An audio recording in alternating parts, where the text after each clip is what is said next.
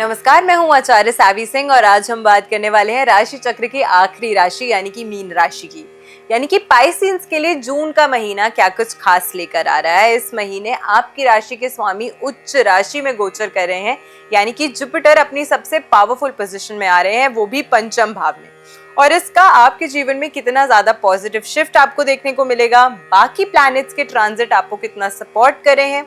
कहाँ कुछ परेशानियां लेकर आ सकते हैं, उन सभी चीज़ों को आज की वीडियो में हम डिकोड करेंगे। और साथ के साथ जाने से पहले आपको एक अच्छी रेमेडी भी देकर जाएंगे जो आपको इस महीने के दौरान ज़रूर करनी चाहिए, तो वीडियो को एंड तक ज़रूर देखिएगा। साथ के साथ इस महीने की हम शुरुआत करते हैं सबसे पहले पंचांग देके कि इस महीने का पंचांग क्या कहता है। इस महीने के दौरान अगर हम बात करते हैं तो ज्येष्ठ मास का अधिक मास का आखिरी यानी कि सेकंड पड़ाव जो है इस महीने रहने वाला है 1 जून से लेकर 29 जून तक, क्योंकि 29 जून को फाइनली शुक्ल ज्येष्ठ पूर्णिमा जो है वो मनाई जाएगी।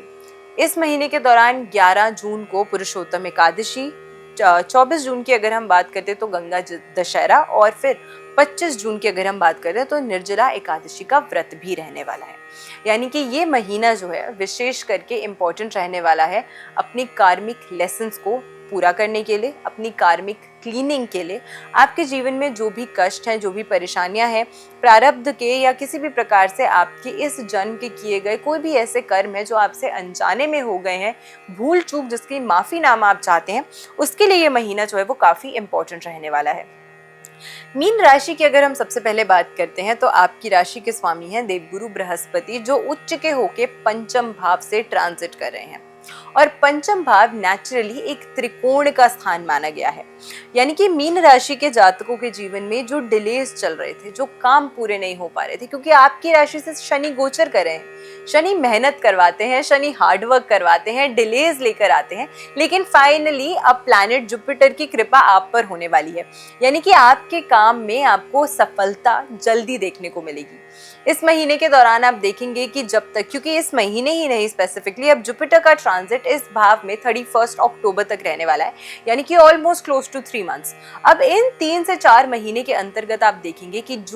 1 जून से शुरू होकर 31 अक्टूबर के बीच में जब तक पंचम भाव से आपके लिए उच्च के जुपिटर ट्रांजिट कर रहे हैं, आप जिन जिन चीज़ों में घबरा रहे थे, जिन जिन चीज़ों में आपको क्लैरिटी नहीं थी, जहां पर आप 10 बार सोच रहे थे कि मैं ऐसा करूं ना करूं, आपके अंदर सबसे पहले एक सेल्फ कॉन्फिडेंस बेहतर होगा कि क्या ये करना मेरे लिए सही है या नहीं है। वो डिसीजन भी जो आपके जीवन में इंपॉर्टेंट है वो आप सही से ले पाएंगे। साथ के साथ जो काम आप शुरू करेंगे उसमें आपको लोगों का सहयोग मिलेगा, सपोर्ट मिलेगा, जो डिलेज आ रहे थे वो खत्म होंगे और आपके काम जल्दी जल्दी फ्रूटफुल होते हुए आपको डेफिनेटली नजर आएंगे। मूविंग फर्दर अगर हम इस महीने की बात करते हैं तो क्योंकि शनि आपकी राशि से गोचर कर रहे हैं, तो शनि का गोचर आपकी राशि से कहीं ना कहीं थोड़ा सा आपके लिए, आपके जीवन में हम कह सकते हैं कि स्वास्थ्य संबंधित संघर्ष या फिर आलस की वजह से आप देखेंगे कि आपकी हेल्थ जो है वो डिटीरियोरेट कर रही है। तो सबसे पहले मीन राशि के लिए ये सलाह है कि इस महीने या इस समय के दौरान जब तक शनि मीन राशि से गोचर कर रहे हैं, आपको एक्सरसाइजिंग पे बहुत ध्यान देना चाहिए। चाहे वो ब्रिस्क वॉकिंग हो, चाहे वो योगा हो, चाहे वो प्राणायाम हो, चाहे वो जिमिंग करना हो, चाहे वो डांस करना हो, मतलब कोई भी ऐसी फिजिकल एक्टिविटी में आप खुद को ज़रूर अपना समय जो है वो दीजिए, जिससे आप अपने आप को थोड़ा सा एनर्जेटिक बना सके, जिससे आपके अंदर एक ऊर्जा आए, आपके मंगल की जो एनर्जी है वो बेहतर हो। क्योंकि ये बेहतर करने से ही आप देखेंगे कि आपकी विल पावर में, आपकी स्ट्रेंथ में, आपकी मेंटल एंड फिजिकल हेल्थ में आपको एक पॉजिटिव चेंज जो है वो डेफिनेटली देखने को मिलेगा। मूविंग फर्दर, इस महीने के दौरान जल्दबाजी में निर्णय मत लीजिएगा, सोच समझ के निर्णय लीजिए। अपॉर्चुनिटीज बहुत सारी आ रही हैं, लोगों का सहयोग मिल रहा है, लेकिन सही और गलत चयन करने की डोर अभी भी आपके हाथ में है। तो इसीलिए जल्दबाजी में निर्णय मत लीजिए, किसी के अंडर प्रेशर निर्णय मत लीजिए। अगर आपको लगता है कि कोई चीज़ सही नहीं है या गलत है या सही भी है, लेकिन आप थोड़ा सा और समय लेना चाहते हैं उसे एनालाइज करने में, सोचने के लिए, तो एक रीजनेबल अमाउंट ऑफ टाइम लीजिए सोचने के लिए, और फिर ही कोई इंपॉर्टेंट डिसीजन जो है वो आपको लेना चाहिए। इस महीने के दौरान विदेश यात्रा से पैसा कमाने के अवसर जो हैं वो डेफिनेटली आते हुए नजर आते हैं। तो अगर आप फॉरेन ट्रैवल कर रहे हैं अपने काम के लिए, आप फॉरेन ट्रैवल कर रहे हैं किसी नए जॉब के लिए, आप फॉरेन ट्रैवल कर रहे हैं किसी प्रमोशन के लिए, तो ये समय जो है वो आपके लिए काफ़ी अच्छा है। जो खुद के बिजनेस ओनर्स हैं, अपने बिजनेस को एक्सपैंड करने के लिए, नेटवर्किंग के लिए, लोगों से मिलने के लिए, अपने काम को और बढ़ाने के लिए या बिजनेस ग्रोथ के लिए, ये समय जो है वो आपके लिए काफ़ी पॉजिटिव साबित हो सकता है। साथ के साथ प्रॉपर्टी लेने के लिए भी ये समय जो है वो काफ़ी अच्छा नज़र आता है। तो जो लोग ताक में बैठे थे कि हम प्रॉपर्टी लेना चाहते हैं, कोई ऐसा फेवरेबल टाइम विंडो हमारे पास आ जाए जिसमें ग्रह नक्षत्र भी जो है वो हमें सपोर्ट करे, तो यही वो समय है जब ग्रह नक्षत्र आपको सपोर्ट करे हैं, जहाँ कहीं ना कहीं प्रॉपर्टी लेने के लिए, अपना खुद का घर बनाने के लिए ये जो समय है वो आपके लिए काफ़ी फेवरेबल साबित हो सकता है। साथ के साथ रिलेशनशिप के मामले में अगर मैं बात करती हूँ तो यहाँ पर जो लोगों को क्लैरिटी नहीं थी कि हमारा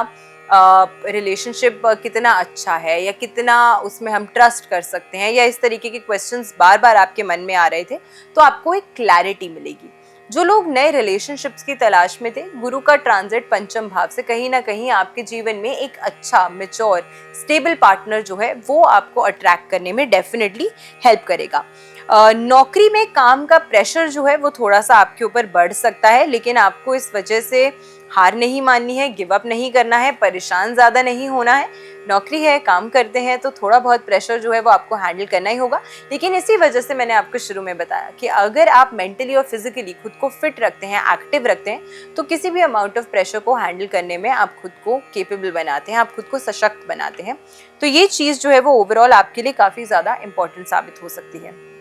इस साल के दौरान और खास करके इस महीने के दौरान अपनी हार्ड अर्नड मनी को अगर कहीं इन्वेस्ट कर रहे हैं, निवेश करने का सोच रहे हैं, तो बहुत सोच समझ के कीजिएगा, जल्दबाजी में निवेश मत कीजिएगा, क्योंकि वो आपके लिए थोड़ा सा घातक, थोड़ा सा परेशानी वाला साबित हो सकता है। तो इसीलिए इस महीने आपको जिस चीज़ का ख्याल रखना है वो ये है कि जल्दबाजी में निवेश करने से आपको बचना चाहिए। अब एक रेमेडी जो आपको इस महीने के दौरान डेफिनेटली करनी चाहिए, जिससे आप देखेंगे कि ओवरऑल आपके लिए ये महीने की एनर्जी जो है वो बेटर होती है, पॉजिटिव होती है, और जिससे ओवरऑल आप अपनी हेल्थ में, physical, mental and financial health में आप एक प्रॉस्परस चेंज देखेंगे, वो क्या रहने वाली है।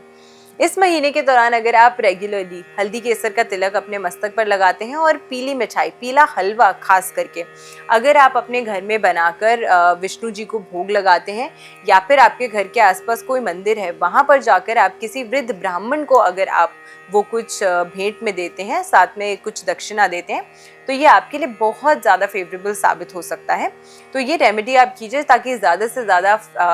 हेल्प, ज़्यादा से ज़्यादा पॉजिटिव एनर्जी जो है वो आप अपने जीवन में अट्रैक्ट कर सके। तो मैं आशा करती हूँ आज की वीडियो आपको पसंद आई होगी। वीडियो अगर अच्छी लगी होगी तो ज़्यादा से ज़्यादा लोगों तक वीडियो को शेयर ज़रूर कीजिएगा। तब तक अपना ख्याल रखिएगा, अपनों का ख्याल रखिएगा। नमस्कार, जय माता दी।